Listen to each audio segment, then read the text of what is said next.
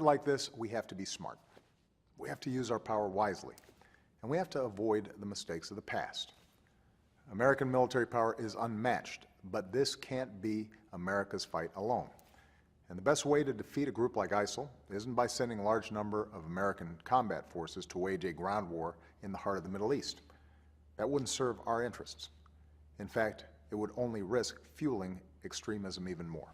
All right, folks. Over the weekend, the president, with those words, really struck me. I am so fed up. Joining us now is Fred Kagan, director of the Critical Threats Project at the American Enterprise Institute and one of the intellectual architects of the successful surge strategy in Iraq. Welcome back, Fred.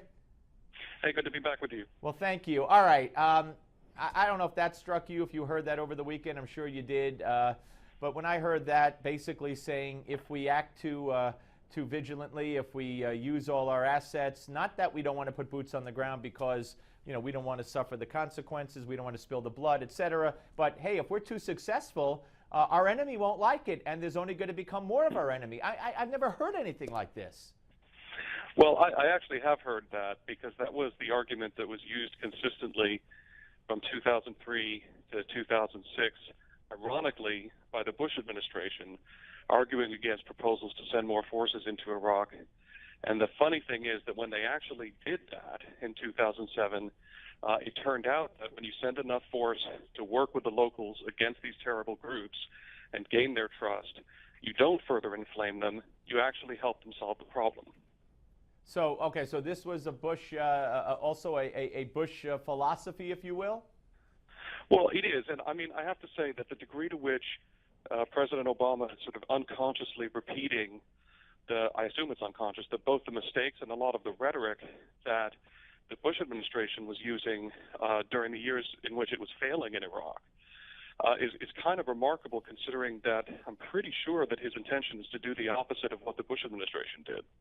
Yeah, because I remember certainly in the beginning, shock and awe, etc. And from what I recall, I do recall Condoleezza Rice's influence, which kind of started separating myself from thinking she was the best thing since sliced bread. I think, and correct me if I'm wrong, that she was kind of a proponent of that kind of strategy, that we can't really, do too much to offend the Muslim world.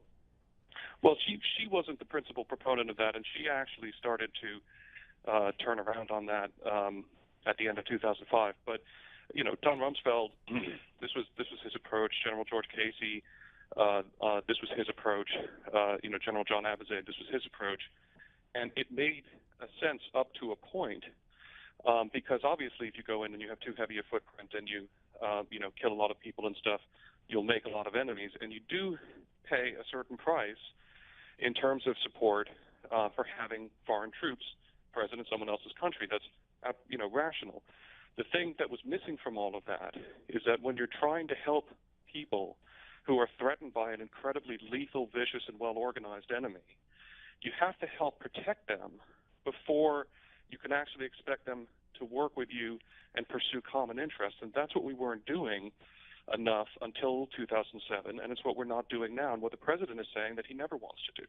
Right. So we got about a minute left. So going forward, Fred, what does the president need to do? Are we talking about more ground troops, special ops forces, advisors that need to be on the ground? We're talking about special forces that need to go in. No one is talking about reinvading Iraq, putting 100,000 boots on the ground. This is about getting special forces in on the ground to work with the tribes, understand what they need, and help them. Yeah, well, let's see what happens here, and let's see what Congress okays. Fred Kagan, Director of the Critical Threats Project, American Enterprise Institute, we really appreciate you coming on, sir. Thank you. Good to talk to you. Thank you. All right, folks, we'll be back with the Associate Editor for HotAir.com, Noah Rothman, after the break. But first, do you ever feel overwhelmed and stressed out? Well, we all do at some point or another. And if you're looking for ways to de-stress, I want you to stay tuned for your Max to Health moment. And if you do that, you're going to learn about a simple exercise, or many exercises, and they're all simple, that you can do to help reduce your anxiety. Now, who doesn't suffer from that at one time or another? So stay tuned and learn about these exercises that are coming right up. You're watching Max to Health. Sometimes life moves so quick that you find yourselves overwhelmed. Anxiety affects everyone, so what can you do to get yourself under control when your stress levels soar? The first thing people should do is pull back from the situation. If you can, separate yourself from the stressor for a period of time. Second thing that you should do is some deep breathing. Just sit by yourself for a while, concentrate on your breathing. Third thing you can do is visualization. Just stand back, try to take your mind to someplace calmer, someplace better, and that should help. In addition, you may want to consider changing your daily routine. Try some calming techniques such as meditation or yoga. And lastly, limit your alcohol and caffeine intake, as those trigger panic and anxiety attacks. I'm Hannah Ostapchuk.